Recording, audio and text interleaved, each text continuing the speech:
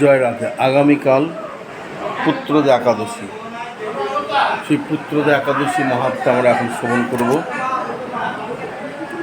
যখন যুধিষ্ঠির ভগবান শ্রীকৃষ্ণকে এই একাদশীর কথা জিজ্ঞাসা করলেন, তখন ভগবান শ্রীকৃষ্ণ বললেন, এই একাদশীর বিরাট মহিমা।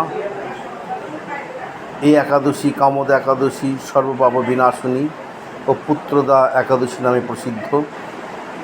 এই একাদশী অধিষ্ঠাত্রী দেবতা হলেন সিদ্ধিদাতা নারায়ণ। এর মতন শ্রেষ্ঠ ব্রত আর কিছু হতে পারে না।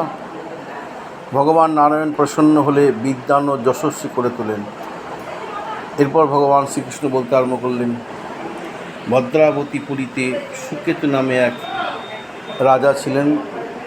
তার রানীর নাম ছিল শৈবা। কিন্তু রাজা তার সব সম্পদ থাকলেও কোনো পুত্র সন্তান ছিল না।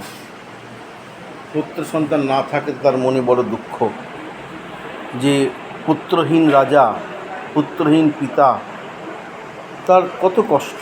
সম্পত্তি আছে, সবই আছে, কিন্তু তার গৃহটা শূন্য।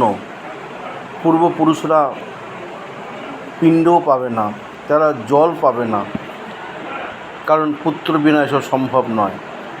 এত সম্পত্তি থাকা সত্ত্বেও পুত্র না থাকাতে তার জীবনটাই বৃথা। এইসব চিন্তা করে সে ভাবল, আমি মৃত্যুকে আশ্রয় করব। আবার ভাবছি এরকম আত্মহত্যা মহাপাপ। তাই একদিন রাজা মনের দুঃখে নিবিড় গভীর বনে প্রবেশ করলেন।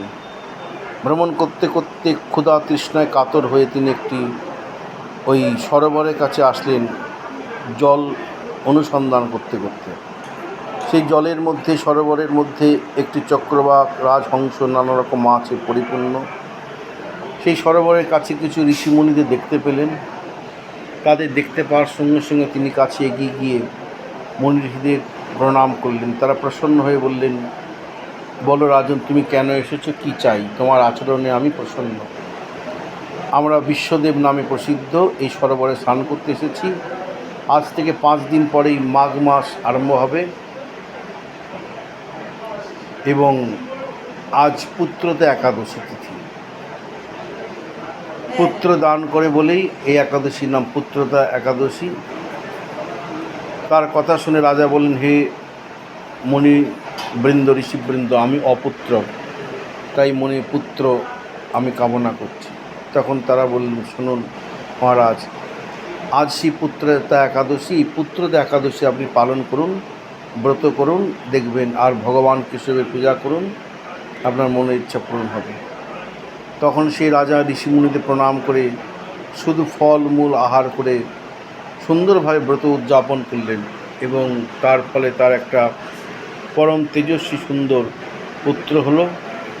তিনি যেমন ব্রত শুদ্ধাচারে শিষ্টাচারে করেছেন, তেমনি দ্বাদশীর পালনটাও সুসিদ্ধান্ত অনুসারে শিষ্টাচারে করেছেন। ফলে তার সুন্দর একটা তেজস্বী পুত্র হয়েছিল। তাই এই ব্রত মানব কল্যাণময়। এই ব্রত যারা পালন করে তাদের পুত্র অবশ্যই হবে।